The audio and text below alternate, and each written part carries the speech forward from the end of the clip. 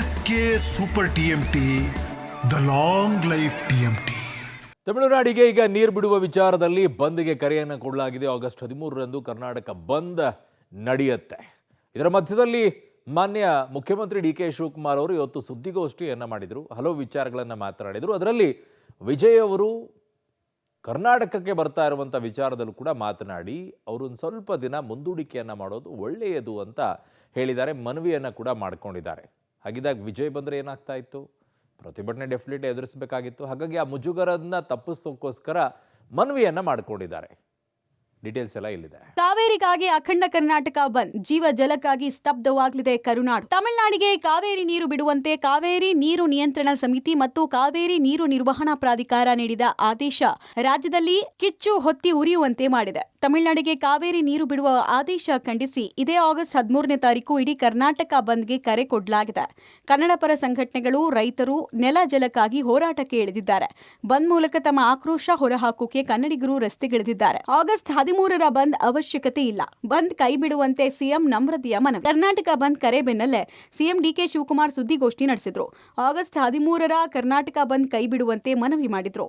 August 13ನೇ ತಾರೀಕು ಬಂದ್ ಮಾಡುವ ಅವಶ್ಯಕತೆ ಇಲ್ಲ, ಬಂದ್ನಿಂದ ಏನೂ ಪ್ರಯೋಜನ ಇಲ್ಲ, ನಮ್ರತೆಯಿಂದ ಮನವಿ ಮಾಡ್ತೇನೆ, ಬಂದ್ ಕೈ ಬಿಡಿ ಅಂತ ಸಿಎಂ DK ಶಿವಕುಮಾರ್ ಕನ್ನಡ ಪರ ಸಂಘಟನೆಗಳಲ್ಲಿ ಮನವಿ ಮಾಡಿದ್ರು. ನಮ್ಮೆಲ್ಲರೂ ಕೂಡ ನಾಯಕರುಗಳನ್ನ ವಿಶ್ವಾಸಕ್ಕೆ ತೆಗೆದುಕೊಂಡು ನಾವು ತೀರ್ಮಾನವನ್ನು ನಾವು ಮಾಡ್ತೇವೆ. ದಯವಿಟ್ಟು ಬಂದು ಇವೆಲ್ಲ ವಿಚಾರವನ್ನ ಕೈ ಬಿಡಬೇಕು ಅಂತ ಹೇಳಿ ಮನವಿ ಮಾಡ್ಕೊಳ್ತಾ ಇದ್ದೀನಿ. ಇದ್ರ ಜೊತೆಗೆ ವಿರೋಧ ಪಾರ್ಟಿಯ ಸ್ನೇಹಿತರು ಕೂಡ ನಾನು ಮನವಿ ಮಾಡ್ಕೊಳ್ತೇನೆ. ನೀವು ಕೂಡ ರಾಜ್ಯದಲ್ಲಿ ಆಡಳಿತ ಮಾಡಿದ್ದೀರಿ. ಕುಮಾರಸ್ವಾಮಿ ಅವರು ಆಡಳಿತ ಮಾಡಿದ್ದಾರೆ, ಯಡಿಯೂರಪ್ಪನವ್ರು ಮಾಡಿದ್ದಾರೆ, ಬೊಮ್ಮಾಯಿಯವರು ಮಾಡಿದ್ದಾರೆ. ನಿಮ್ಮ ಕಾಲದಲ್ಲಿ ಅನೇಕ ತೀರ್ಪುಗಳನ್ನು ತಾವೆಲ್ಲ ತೆಗೆದುಕೊಂಡಿದ್ದೀರಿ. ಕರ್ನಾಟಕಕ್ಕೆ ಬರಲ್ಲ ತಮಿಳುನಾಡು ಸಿಎಂ ವಿಜಯ್. ಬೆಂಗಳೂರಿಗೆ ಸಿಎಂ ವಿಜಯ್ ಭೇಟಿ ಮುಂದೂಡಿಕೆ. ಕರ್ನಾಟಕ ಬಂದ್ ಘೋಷಣೆ ಬೆನ್ನಲ್ಲೇ DK ನಿರ್ಧಾರ. ಆಗಸ್ಟ್ 13ನೇ ತಾರೀಕು ಕರ್ನಾಟಕ ಬಂದ್ ಘೋಷಣೆಯಾದ ಬೆನ್ನಲ್ಲೇ ತಮಿಳುನಾಡು ಸಿಎಂ ವಿಜಯ್ ಭೇಟಿ ಮುಂದೂಡಿಕೆಗೆ ಸಿಎಂ DK ಶಿವಕುಮಾರ್ ಮನವಿ ಮಾಡಿದ್ದಾರೆ. ತಮಿಳುನಾಡು ಸಿಎಂ ವಿಜಯ್ ಅವರೇ ನಮ್ಮ ಮುಖ್ಯ ಕಾರ್ಯದರ್ಶಿಗೆ ಪತ್ರ ಬರೆದಿದ್ರು, ಭೇಟಿಗೆ ಅವಕಾಶ ಕೋರಿದ್ರು.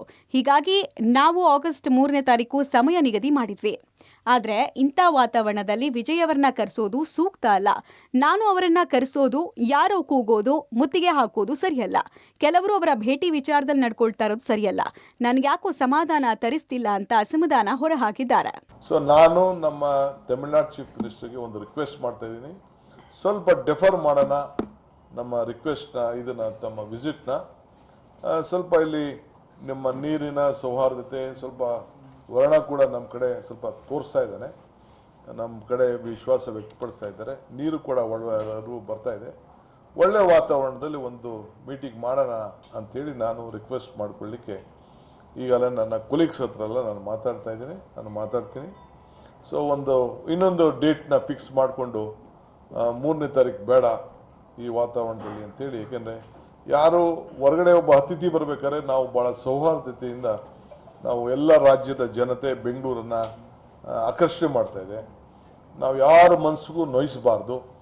ನಾವು ಶಾಂತಿ ಪ್ರಿಯರು. ಈ ರಾಜ್ಯದಲ್ಲಿ ಶಾಂತಿನ ನಾವು ಕಾಪಾಡಬೇಕು.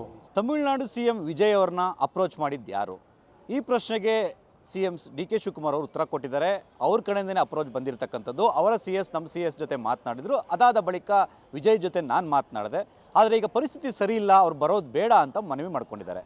ಜೊತೆಗೆ ಎಲ್ಲೋ ಒಂದು ಕಡೆ ತಮಿಳುನಾಡಿನಿಂದ 11 ಜನರ ಟೀಮ್, ಅಂದರೆ ವಿಜಯ್ ಸೇರಿ ಅವರ ಸಚಿವರುಗಳು ಮತ್ತು ಅಧಿಕಾರಿಗಳು ಸೇರಿ 11 ಜನರ ಟೀಮ್ ಬರೋದಕ್ಕೆ ರೆಡಿಯಾಗಿತ್ತು. ವಿಧಾನಸೌಧದ ಎಲ್ಲ ರೀತಿಯ ಸಕಲ ಸಿದ್ಧತೆಗಳು ಕೂಡ ನಡೆದಿತ್ತು. ಅಂದುಕೊಂಡಂತೆ ಆಗಿದ್ದರೆ ಆಗಸ್ಟ್ 3ನೇ ತಾರೀಕು ವಿಧಾನಸೌಧದಲ್ಲಿ ಬಂದು ಮಾತುಕತೆಯನ್ನು ನಡೆಸಬೇಕಾಗಿತ್ತು. ಆದರೆ ಈಗ ಕರ್ನಾಟಕ ಸರ್ಕಾರವೇ ವಿಜಯ್ ಅವರು ಬರೋದು ಬೇಡ ಅಂತ ಮನವಿ ಮಾಡ್ಕೊಳ್ತಾ ಇದೆ.